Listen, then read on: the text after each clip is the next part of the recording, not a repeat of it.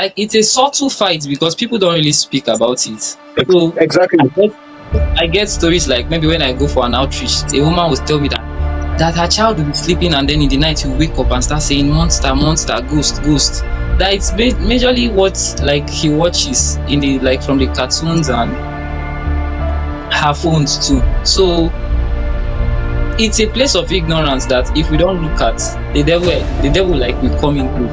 So I Yeah. just decided to, what can I do? Because if I say okay, I want to wait till maybe I have the full capability of producing my own cartoons to You start. might never do anything. Exactly, when will I graduate? When will I like become stable? I Yeah. decided that with my widow's might now, what can I do? I found out that what I enjoy mostly is like just hearing people's processes, hearing the stories behind. Do you know what? This is the funny thing. I'll let you introduce yourself. Let me tell you what I don't know. I'm saying this now. What particularly made me say I have to have you on the podcast was a comment you made on, I think it was the first or second episode. I know it said in that comment, it was on YouTube. You said something in the lines of, "Thank you for giving a voice to the unsung heroes." And when I saw that, I never thought in that line. I never saw it from that perspective. But the truth of the matter is this: there are many creatives that we don't celebrate as much, or there are people that do stuff that we do not hear from as much as we should. We don't really hear their processes. We don't really hear what they put together to actually get what they got. And then I just remembered, you are one of the major people that is about. Like you're one of the people that I would say this is something that you do so many stuff. And I remember when I even found out some of the stuff you did. You were not the one that told me. I found out, and I'm like, this guy. Welcome to the Budding Craftsman podcast. So who do we have on the podcast today? Okay. First of all, thank you for having me on your podcast today. My name is Ugwu Benedict Chidera. I am currently a pharmacist in training level at the Federal University of Ilorin, Kwara State. So not just that, officially I'm a pharmacist in training, but I would say unofficially I am also a mathematics researcher, and I also am a cartoonist. So as we go along with, I'm going to reload everything that. All right, so there are a number of things we want to talk about today. Your comic books, the cartoons you make, and of course maybe a bit on your research in mathematics. I think that was the first thing I actually found out, that you're actually a math genius. But I'm going to talk about that one later. But let's start with the comic book thing. You're a comic book developer, and you recently had a project, and it's very eye-catching. It's called the Shuvaladi Project. I checked the meaning of that. It's about children coming, or something about letting the children come to me, or something like that. Maybe you give a better definition of that. But then you wrote something in your vision statement. You said the project is to be a beacon of creative resistance in a world. Okay, you know what? Let's start. See that your vision statement alone can open up. We're going to talk about the comic. But see that your vision statement, you start with to be a beacon of creative resistance. But maybe I should just read the first paragraph and then we just talk about it. To be a beacon of creative resistance in a world subtly fractured by online explicit content and the hidden grip of the rampant woke cartoon. So how did that come about? Okay, there's a genesis to everything. I grew up loving cartoons, first and foremost. I love cartoons, even up until now. I watch cartoons too with my ones at home, and then like from time to time I just download to ease off stress. So I started noticing, like children wouldn't, but by the grace of God, I'm an adult. So I subtle, like maligned themes and contents in this cartoon. Yeah. So I became what I mean. There's a popular show, like for the sake of discrepancy, I wouldn't want to put out the names out there because I understand how Yeah. Yeah. So I was watching it and then I came across something. It was about inordinate affection, about a girl and another girl inside the cartoon. And they Mm. this animation was rated 13. So I just felt like, wait, a 13-year-old shouldn't be watching this kind of thing. And I had another friend who is also my colleague. I was talking to him about it and he also had watched the cartoon and he was like, he doesn't how you put it was like, it doesn't really bother him because maybe he just skips that part and then go along watching the rest of the movie. But the moment I noticed that in that movie, I stopped it. I think I was in the second episode or third. I stopped it immediately. I don't know why, but it was very interesting. Like it was one of the major Yeah. blockbusters this year. So I just stopped it. I started watching it and like it kept on bothering me. Like children shouldn't be watching this kind of thing. Children shouldn't be watching this kind of thing. Because I started talking to other friends about it, people that watch movies too, and they're just complacent about it that they don't really see they are not participating in like actively in what is going on. But the thing is, sorry, I'm going to put out Matthew chapter 5 verse 37. He said, let your yes be yes and your Yeah. no be no. Like there should be a boundary line. Yeah. Standards of the law standard sure. If you Yeah. are for these people, say you are for Yeah. if you are. So if you are a Christian and you know that okay, this is not good. I mean, there is this prompting that we always have. We shouldn't be complacent about it. So that was the first seed that was planted inside of me. I was just burdened by it. And I think that is the first thing. If someone wants to do something remarkable, it mostly starts from burdens. Like a child. Yeah. If a child doesn't eat, Yeah. he's going to die. And you have to be hungry first. So the hunger is the burden. You have to be hungry then before you start looking for food. So if you notice, if someone is sick, the first thing doctor will ask you is that how is your appetite? One of the first things. If you don't Yeah. have appetite, Yeah. you're feeling sick. So you have to be, if you are a Christian and then like you are not burdened by sin, then I just feel like you're a bit sick. Because Yeah, I understand. Of course, definitely. so then like one of the hitches I felt was that okay, how do I combat this thing? Because trust me, like I might complain about it from today till tomorrow, but if I don't do anything about it, like Yeah. no one. Yeah. So in our church, our local assembly, like from time to time teach the Sunday school children. So I just felt like if I could teach these children about this thing, they wouldn't still like know how to go about it. You can't tell them that, because the solution wouldn't be to go from home to home to home, turning off the TVs and then trying to tell each parent. Like there's just Yeah. Yeah. that.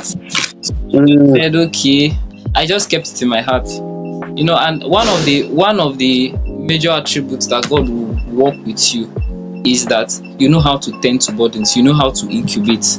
Like if you read the book of Nehemiah, the Bible said, like in the first chapter, it said in the month of Kislev, in the 20th reign of like the emperor Artaxerxes, it said Nehemiah was was his butler. So some men came from Judah and told him how the city walls of Jerusalem was destroyed.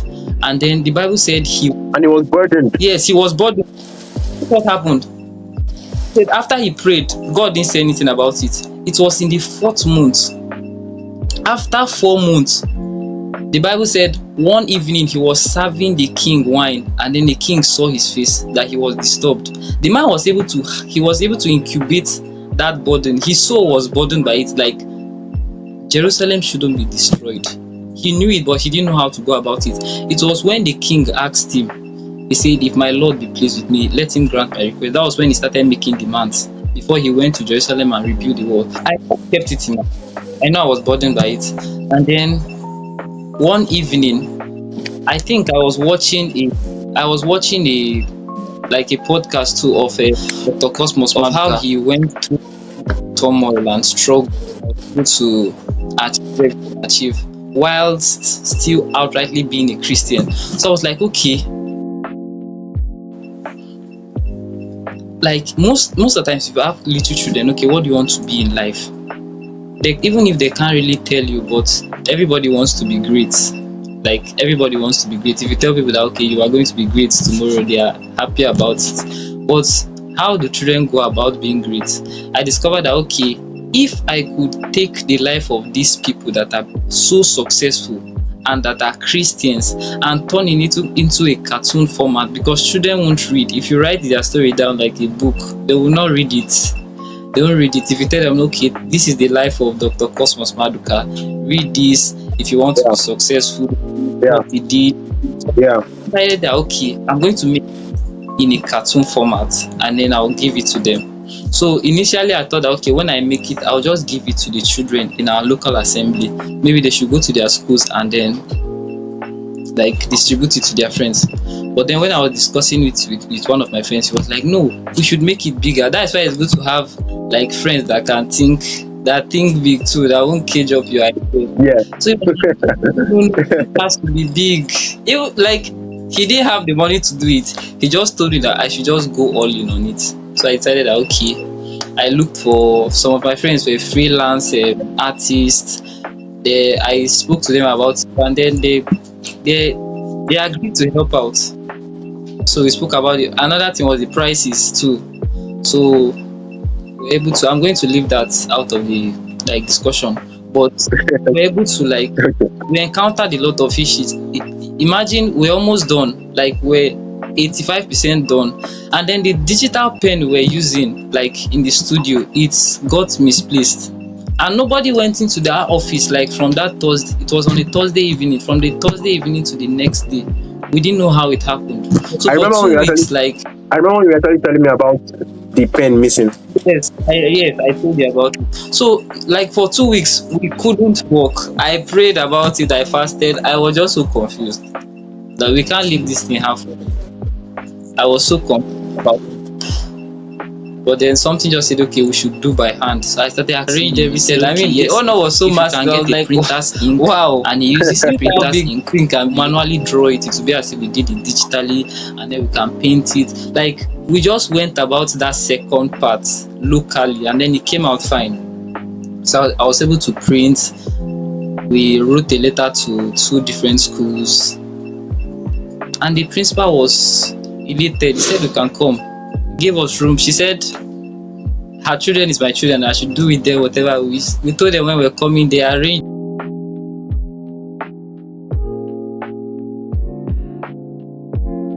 Then we wrote to another school, the same thing. I mean, the last outreach we went for, I didn't even want to go. Like, please come, I'm going to sponsor everything. Please come. She took it as if it was like her vision, and I was so happy about the reception and all. So we are planning on expanding before December now. Wow, amazing stuff! Amazing stuff. Basically, there's so much that, and this is something that I see this podcast helping out with as well. You know, you're a comic book developer. You have distributed over 500 free copies to 5 multiple states, 5 outreaches. You've had 5 outreaches to multiple states in Nigeria. Yeah. What has been the most difficult part of being able to achieve all of this? Okay. Wow. First of all, don't get spirit, because yes, I encountered the first humiliation. I had already discussed. I was supposed to do it in my home parish, like in front of a crowd of over 1,000, and I had discussed with the priest and the catechist 2 weeks before. Then I came on that Sunday, and the catechist that was supposed to submit the announcement did not submit it. So the priest in charge now, since he wasn't aware, I had already come out like in front of the whole church, and he was like, no, like in front of more than 1,000 people, and he was like, no, nobody told him anything. Like before I could even explain something, they just collected the mic for me. So, but that was not my first time encountering such humiliation. I was able to Wow. like in good faith. I'm like, I know he was trying to like, he didn't know what we're coming to do, whether it's Yeah. going to take time, and Yeah. Yeah. nobody Yeah. like told him. It's but thank God, before everything ended, the priest I spoke to came like at the time meet, and he was like, no, you have to give him the spot, you have to give him the spot. Then they called me back out. I spoke to the parents. Yeah. Yeah. All right. That's wow. The dogged spirits. The dogged spirits. Yeah. Absolutely. I think that with visions, with stuff that we want to do, if we are not determined enough, because there will be so many setbacks that will come, there will be many things that will try to stop us from actually getting there. But I mean, that's absolutely, man, amazing stuff. So I'm just going to continue with that your vision statement, because when I read it, I was like, nah, this is. We're still going to get into how you actually became a cartoonist, a comic book developer. But this particular project that you did, you are intentional. That's it. You are very intentional. When you mentioned the part, what you said, you looked at, I'm writing this thing for children, but I want to also craft a narrative.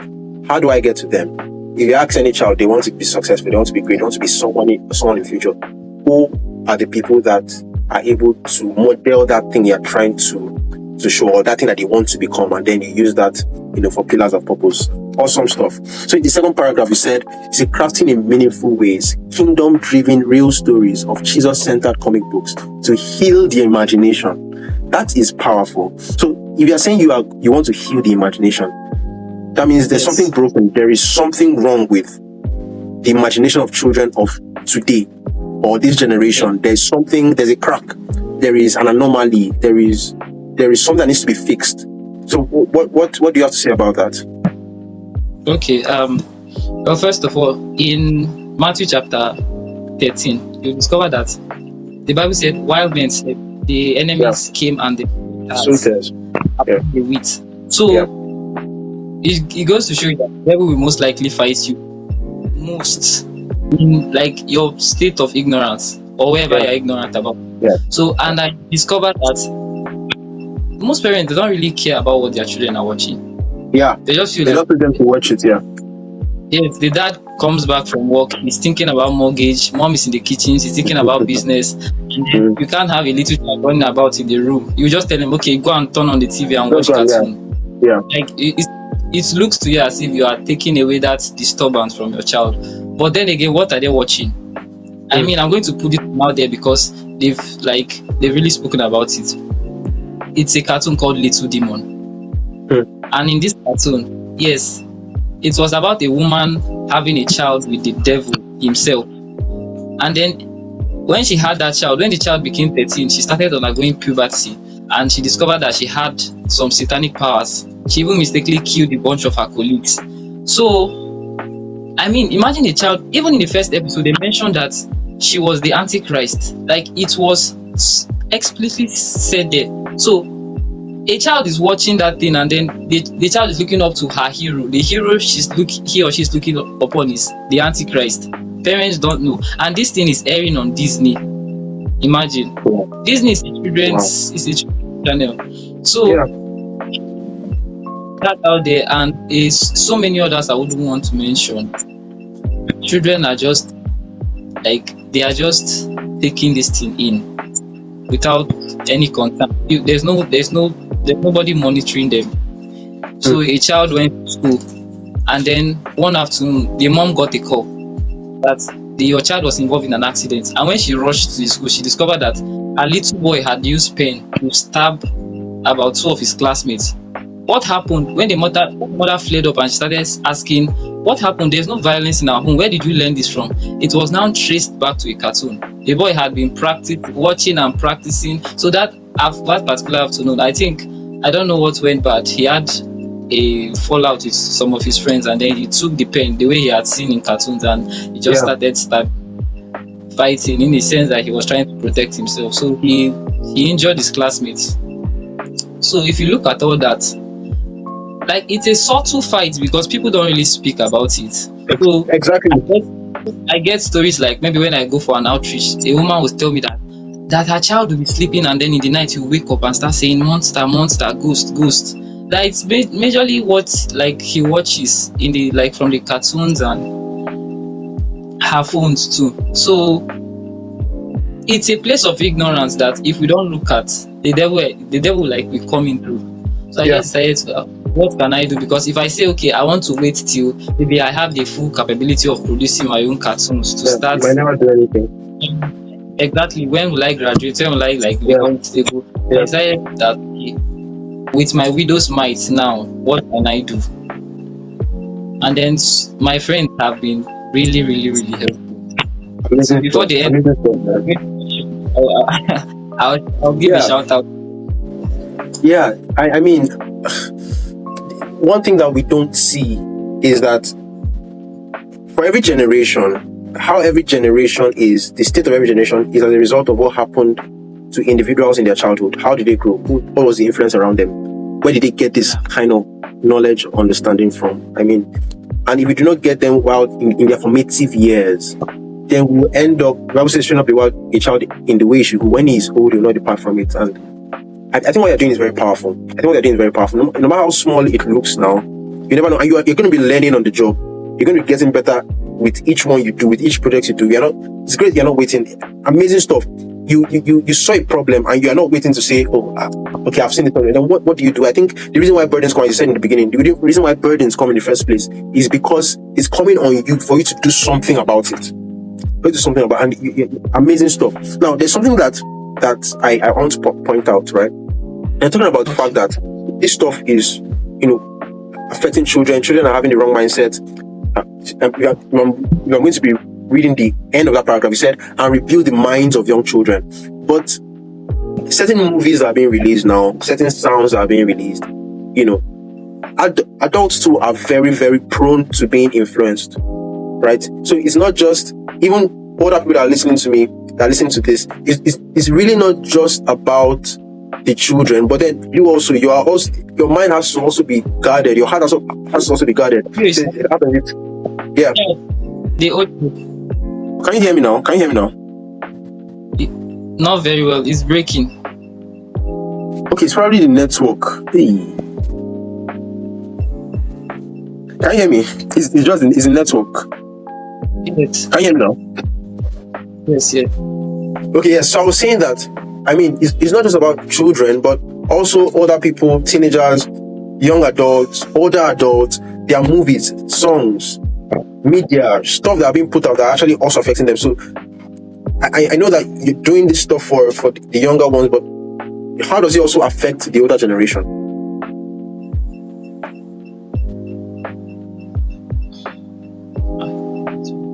Can you hear Did you me? get that? I can hear you perfectly. Can you hear me?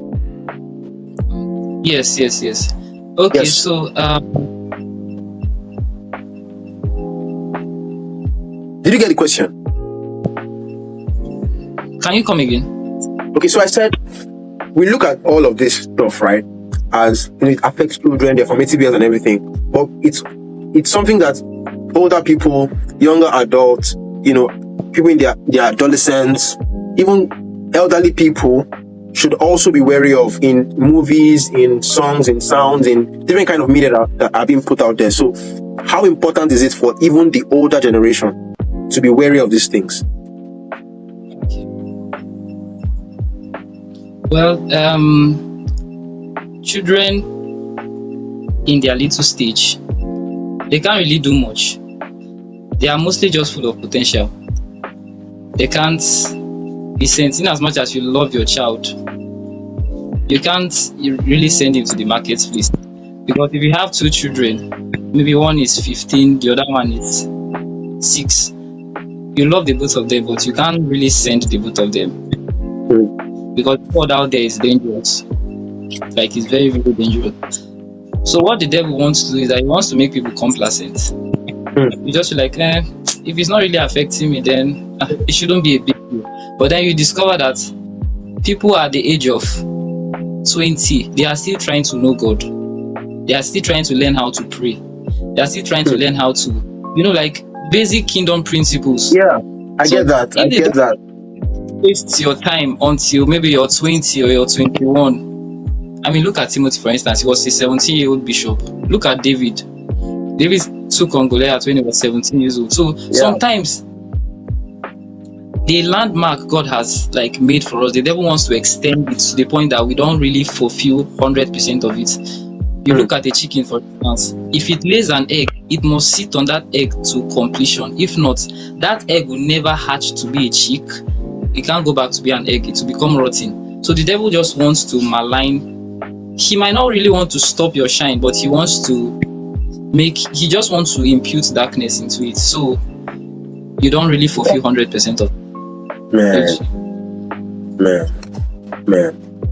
That's what you mentioned there. It's an entire topic on its own. My God.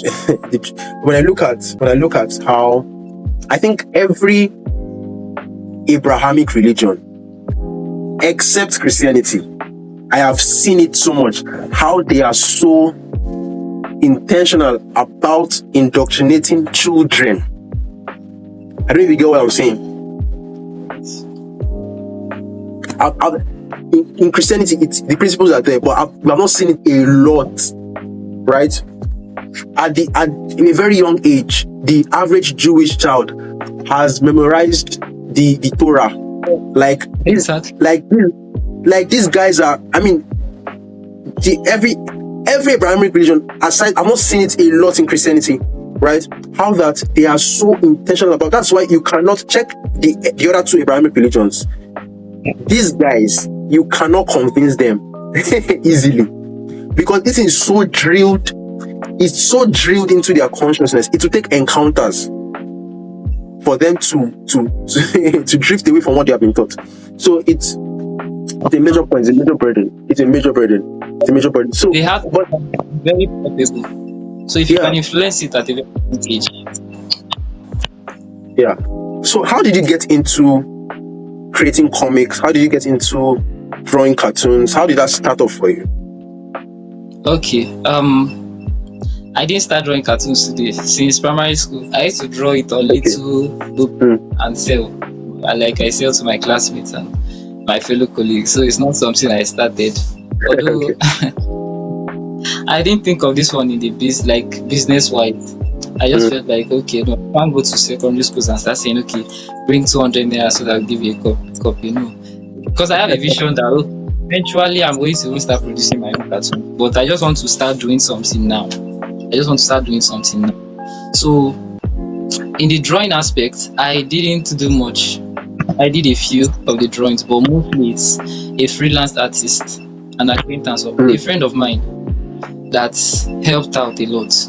So because I was so oblivious, I knew that it had to be digital for it to come out very well. But I don't know, I had to go on YouTube. I watched hours of tutorials on how to go about it, like how to draw panels, because initially when I met the first artist that was supposed to help me, I thought that okay, maybe it shouldn't be so much of a big deal, because I want to draw cartoons. I'm not drawing like real life portraits. And then he told me that for each panel it's going to cost me $5. Now for each page you have like an average of 5 panels. That would be $25. I wanted to do 4 pages. So if I do 4 pages, that would be like $100. Yeah. So it was like an impossible initially. But I was able to go back and I'll say, okay, wait, if I can get a printer's ink, then we can do like each page as a panel. It was like, I just want to stress him. Like, even if I'm stressing you, I'm going to pay like much lesser. So he agreed. We bought the printer's ink. We did the outer sketch with like manually, because if he had done it digitally, he would have charged double. So I was what helped me was, I would say, it's divine strategy, because some people want to really do like good stuff, great stuff, but when they look at the cost, they look at the process of everything, they just be like, you know what, maybe it's not time yet. But I just was impatient. I said, okay, there must be a way for us to go about this thing. I needed that strategy, and then I got it. Told him that okay, we are not going to do each panel separately. We'll do everything as a panel. So we're able to draw everything, like each page as one panel, instead of doing 5 panels separately on one page. So thank God we came to a compromise. Then I paid much lesser than I would have paid, like much lesser. So I was just bothered about the printing and all. Wow. Amazing stuff, man. Now, okay, so I want to speak to you as a mathematician, a researcher, your logical side now, right? You're a mathematics researcher. You have put out, papers on stuff that I think that story is something for another day because it's so much. But the question is, I remember when you were about to present. Remember that day you were about to present. The next day before you presented to where did you present it again? That was Dera's Axiom, right? Yeah, auditorium, FabScon. Okay, yeah. I remember I helped you with the presentation, the PowerPoint design that you did. So, I mean, I think I can say I'm a part of that journey a little bit. So, because okay, when I'm done. Yeah. So now you are also a creative. Some people think that creative paths or creative careers and non-creative careers, they're like opposites, or creativity and logic are like opposites, right? But are you able to can those two things emerge? Can they coexist? And how does that help you? Is there a way that helps you in your craft? Yes, it does a lot. Okay, first of all, I'm going to speak about the mathematical research. I just feel like everything I'm doing right now is that I'm working by the Spirit. How I started mathematics, like the research, was back then in 100 level. We finished an exam, I think it was a physics exam, and then some of my friends came out and they were elated because I think they were able to smoothly use Einstein's equation, E is equals to mc squared or something like that. So they were happy about it because, well, they had prayed for the exam, and I think at that point apparently things were good because they wrote the exam well. So I was asking myself this thing, that you prayed to remember the equations that were developed by a man that didn't even I mean, Einstein was he was a pantheist. We've had this conversation before. Really, the man didn't. So okay, let me see. An atheist develops a mathematical, like maybe an equation from any field, and then a Christian comes, he's praying and he's trusting God to remember those equations so that he doesn't forget. So I'm like, who is the God here? Is it the scientist God we are praying to? Right? Now the book, this was Revelation chapter 5. John was explaining what happened when he went to heaven. So he said, I saw a seal written within and without, and then sealed with 7 seals, and it was held by it was held on the right hand of the one that sits on the throne. And he said a strong angel blew a trumpet and said, who is worthy to open the scrolls?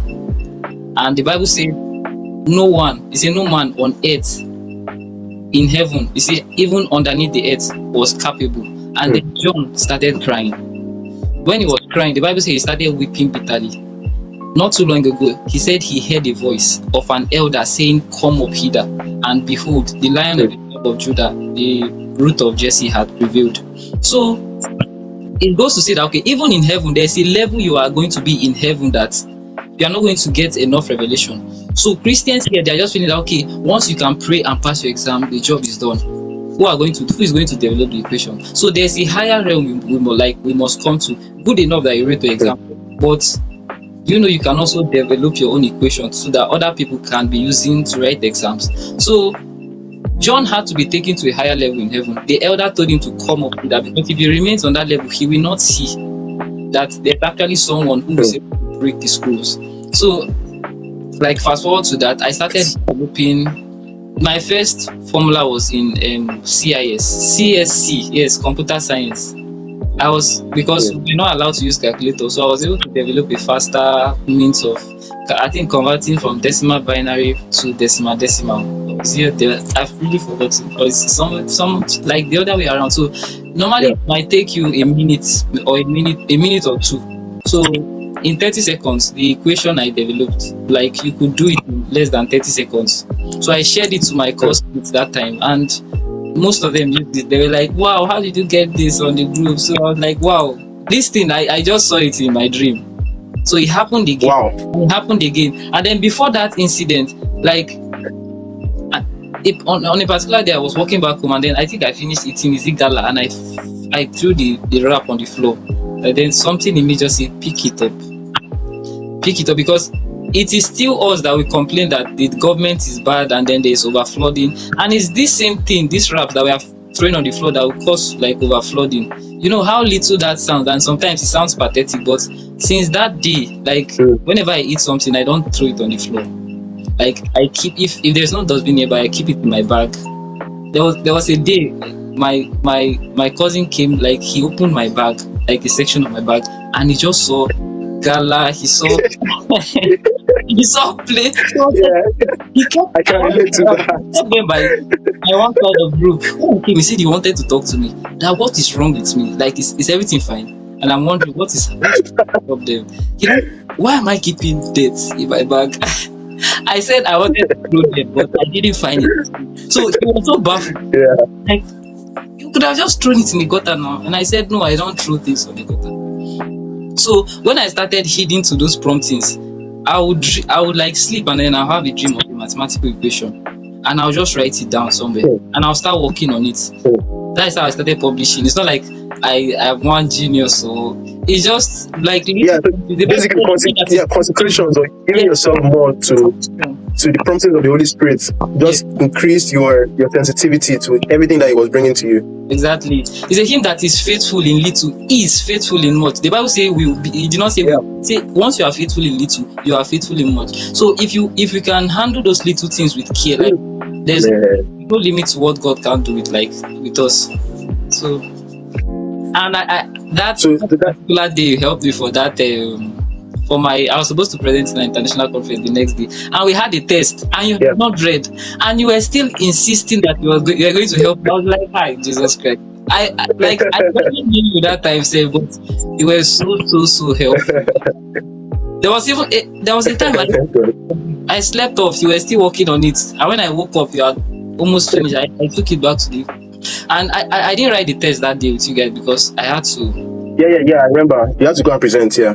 Yes. So I came back and I spoke to the lecturer. He gave me the test again. But honestly, if you don't have good people around you, like the budding craftsman Charles, I don't think I would have been able to do it that day. I would have just left it. Yeah. So yeah, absolutely. I'm going to put up the research that you did. I remember one time you were called by one of the biggest mathematicians in Germany. Oh, is that correct? Yes. His name. Yeah. He reached out to you.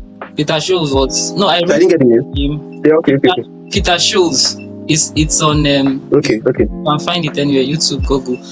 So I reached out to him concerning the research, and then even though we could not collaborate eventually, I was so elated because it happened on my birthday that he wrote back to me on an email. So I just wanted to write the paper and then just put his name if he wanted as a coauthor, but it didn't fall through. But I was just so happy that he saw my email and then he replied. He was the first professor in Germany, Bonn, Germany, as of the time. Currently, he's I think the head of maths department now. I even amazing stuff. His interview. So so now we've understood that part of.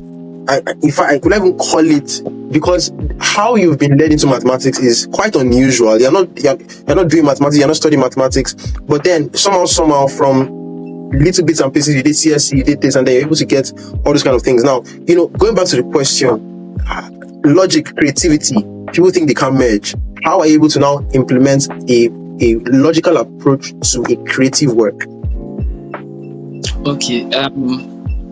First of all, that's with the comic books now. Okay.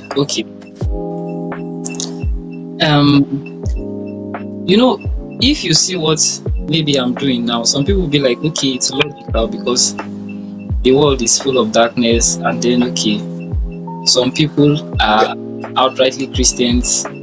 They just feel like okay, maybe it's fight of the extremists, darkness versus light. It's Mm, logical. mm, Like, it's logical for mm, darkness to combat light, or for darkness to try to invade light. But the thing is, mm,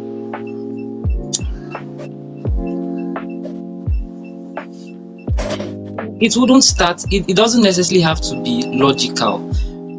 The Bible said, mm. look upon Beseli and Oholiab. Like God was now telling Moses, He said, I have put upon them the spirit of a creative spirit of all cunning artificial to Yeah. build Of what wisdom, intelligence, yeah. To be able to craft, yeah. Talked exactly. about this in our last podcast episode, actually, yeah. So, like, what will end up as a logical reasoning can spur out of maybe a creative mindset. I just felt like doing this. Like the way when you interviewed Marco Joseph, he was like, okay, he's a creative, and he started by creating a lot of like graphic design, like graphic art. But Yeah. then it became logical when he said, I'm a Christian, I do art. Hmm. Hmm. Okay, it will be logical to propel my Christianity through my artwork, but it didn't start up that way.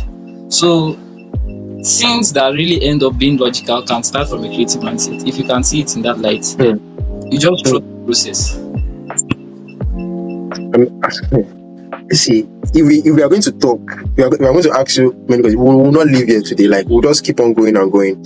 But maybe just a few questions. I hope we'll be able to do like, I've had this feeling with like everybody I've had on the podcast. Like, we have to do a second part. But then just to keep the podcast, keep the podcast short and everything. Have you had any memorable experiences, feedback from people that have read the comics, something that just stuck out to you, something with the podcast, right? Or even when I was writing articles, many times when I put out stuff like that, I see it from a particular perspective. When the audience sees it, when they read it, when they hear this stuff, they like tell me things that I didn't even see it, right? I didn't even get that perspective. So that's like one of the most memorable things for me. I remember when I had Tolu on the last episode, she said something. She said she's happy that she could get a podcast where she can listen to, and then not just for creatives, but something that is godly as well. And then it just, I never thought of that. Like, it never really hits me like that. So is there any particular, feedback you've got that has just been memorable for you? And stuff like this keep us going, keep us encouraged. So is there any particular one that has stood out for you? Yes, the first one I would say it's my mom. Eventually she was like, okay, this thing is good.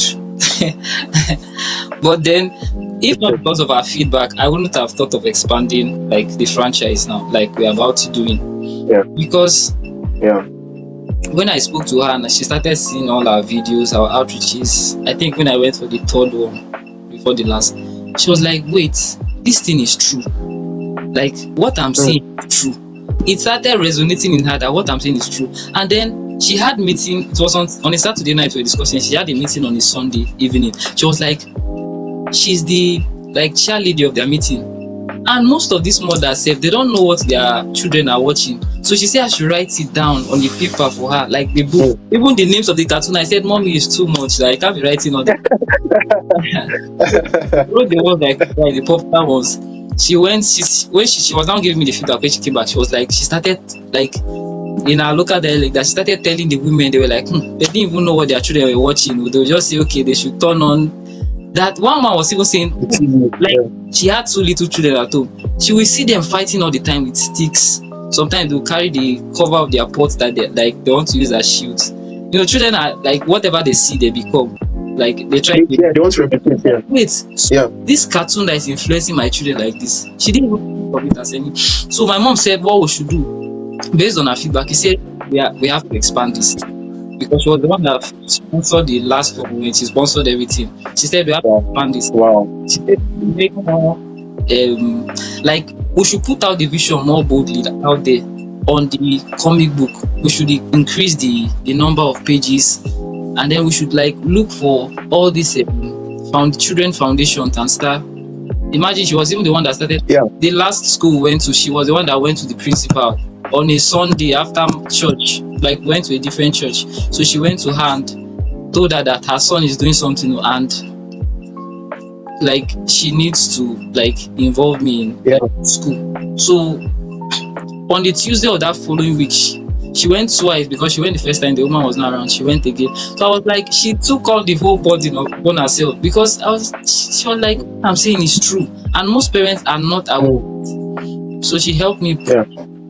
And then the second notable one was that when I finished after the outreach in our local assembly in church, like after 2 weeks, a woman and her daughter came. She was like, do I still have the this thing that she needs it? Like she needs like 3 or 4. She wants to give. So I'm like, wow, she didn't forget. That means okay, we are getting somewhere. And then another guy came, Yeah. said he wants to give it to his little siblings. So that I didn't have it on me, I told him that I'll bring it the next Sunday. The following Sunday, I brought it and I gave it to him. So I just felt like okay, I wasn't just making noise all along when I spoke to them Yeah. 2 weeks ago. So a lot of them, they were so supportive. And I mean, Yeah. when we were starting, I think I put up my the account number for maybe support or partnership. And Yeah. then Yeah. some of a lot of the, like I would say roughly 30% of the money that came in, I didn't know who, like where they came from. It must be from maybe they saw the Wow. video because we made a video shoot about it. Maybe they saw it and then they decided to help out. But I'll Yeah. just wake up to, like I'll see 10,000 naira, I'll see 5,000 naira. I'm like surprised. Sometimes even 500 or 1,000. And like they are coming from foreign people I don't know. Yeah. So I just Yeah. okay, if you have a vision and people see it for what it is and it's going to create an impact, a positive impact, they are going to key in. No matter how little they can help Yeah. you. Value. Yeah. Amazing stuff, man. I could hold you here for the next hour, but let me just ask the final 2 questions. And I think what you're doing is powerful, and I think that you should have as much support as possible to do so much more. I don't even know with this podcast if someone could even see it and be interested in your project. But I mean, when we talk about eradicating some of these cartoons that have a negative influence on children, then there has to be, then what are they going to watch? What's the alternative? What are you giving to them? And then this is the alternative in comics animation that are kingdom based, right? So what do you think the future of kingdom storytelling in comics, animations, and whatever? Where do you picture it going? What do you think the future is? What does the future hold? And also, have you what are people that you look up to? What are people that you see do something similar to what you do, and what have you learned from them? Every big thing starts small. The Bible said, "Do not ignore thy little beginnings." Yeah. So I just felt like okay, in as much as it's small, let's just be going like that. But I see the big picture, because if I was worried about maybe social media followers, or I was worried about like the instant thing, like people should see my vision and see that okay, it's a good vision, and then all the money I need to just pour in, I think I'm going to get frustrated and it's going to Yeah. pull me out. Just Yeah. as it goes. Yeah. But the big picture is that okay, I'm going to evolve, or we are evolving into creating motion pictures, animations. The same stories we are getting out as comic book formats, we are going to transform them into motion pictures, and then partner with a lot. Like there's this the Kugali Media. I'm not sure you're going to know about it, but they are Christians. Like I stayed. They made this cartoon Iwaju. I don't know if you have. I watched like before the cartoon came out. There was a 1 hour documentary whereby they spoke about their growing up, like how they evolved into what they are today, and they started really. One thing I noted was that they wanted to create an impact, and they were not fixated on the like maybe any imminent financial promise. They were disappointed here and there, but they just kept going. They just kept going, and eventually, they are now a very very big company that produces like animation. Very beautiful and wonderful story they told concerning Lagos, and then like the futuristic Lagos. So I would say we are evolving into creating our own motion pictures to children animation that are Christ centered. Like I'm always hitting the hammer on that. yeah, Like yeah, yeah. if I lose touch of that essence, then I'll just become a businessman. Absolutely, absolutely, absolutely. Yeah, I was telling, I think it was also on the last podcast we told you, I was saying that people that say rubbish online, people that don't even have the right value to give, are very loud. And when you're loud, you're influential. When you are always there, when you're in the media space, you would definitely influence people. How much more we that have something really, really, we have the truth, we have the right things, we have kingdom to give, we have to invade those spaces. So this has been, see, there's so much we could talk about, there's so much we could, but just for not having the podcast to be too long, definitely in the future, I look forward to what we can see do together. It has been amazing. So what is something that you'd want to say, final words, final thoughts? Okay. Some people might be feeling a little less of themselves if they see maybe people of their class making progress, like making real progress. But like what I want to tell people is that, like, you are not made outside, you are made from the inside. Like, if you look at a seed now, if you take a mango seed and then you tell the seed that you see this very big tree, this is you. Like, it's not going to be. But the tree, like the branches, the fruits, the stems, the leaves, everything. But the fruit needs it needs soil, it needs light. Like, that's what money comes to do, that's what friendship comes to do. Like, friendship is the soil, money is the sunlight. Like, but everything you are supposed to become is inside of you. So don't look outside. Like, grow yourself from inside. This thing is innate. Like, the Bible said the Holy Ghost is the paraclete. It's with us, it's our helper, it's our counselor, it's our advisor. So just forget about the noise outside, just build from within. It might take time, energy, stress, money, but eventually it's going to, because first of all, it's a vision. When you bet a vision, just trust that the one that gives the vision will give the supply too. Like, the one that gives the vision gives the supply too, even though it's not imminent, it's not immediately, but just trust the whole process and then trust God. It's going to always come true. I'm going to put this one out there. Like, when we're planning the first outreach we went to, we gave over 150 copies, and then I was supposed to travel 2 days after. The money wasn't that like, the money was not enough to pay for the whole coming. So I had taken part of my transport money. I didn't know how much. I just felt like the transport fare should be like not be more than 15,000 naira. So I had taken part of the money. I think the money I had left was, I had like 20 something thousand. So I took part of the money, and then when we printed the copies, and then everything went well. I was supposed to travel on Sunday morning. On Saturday evening, a friend of mine reached out to me and was like, she saw the outreach they've gone, but she wants to see support. I said, don't support yourself. So she insisted. I said, top, if you want to. And then she sent money. She sent money. She sent, I think it was about 5,000. And then when I went to park that Sunday morning, we were loading the bus, and then I asked, when I just got down, I asked, okay, how much is the money for? They told me it was 9,000. And yes, I had just 20,000 naira with me. So I'm like, oh my God, what if I pay this money? What if? Wow. So I was able to pay 19, and then I used the 1,000 naira for miscellaneous. So I was so grateful. And it's Teniola, she sent that money on Saturday night.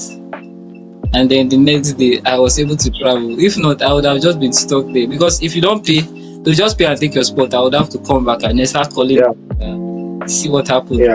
It's just going to be as if you're not responsible enough, or you're careless with the money. So I would really like give a shout out for my friends. Like, a very good friend of mine, Charles Mary Chukuma, Ilemona. He was the past president of the Faculty of Life Sciences, Ola, you yourself, but the crafts that because you were checking up how far is this thing? I'm like, ah, why is this guy so concerned about this? You say, okay, how far? Like Mide was so helpful too. You know, Mide from Daniel, he had a retreat, and it was that night he came back. We are supposed to print on Monday. He came back on Sunday night, and he promised me that he was going to deliver. He did a lettering for us, and he delivered that night. There were times I have to like send something back that okay, there was a mistake here. He did it. Like he was like there. Obina, Fam Obina. There are so much. I'm like, wow. Amazing stuff. It's great to have great people around you, people that support you as well. It's you cannot do without that. You cannot. You have amazing words, my friend. Thank you so much for doing Thank this you. with me. It's such a privilege, and I mean we could have said so much more on this episode, but I think that there's so much value that has been shared here already, and I believe that this will inspire many creators out there as well to create with purpose. So thank you very much for coming, Benedict. I'm grateful. I know. Thank you so much. All right. So I think it's a wrap. Thank you so much for coming. God bless you, bro.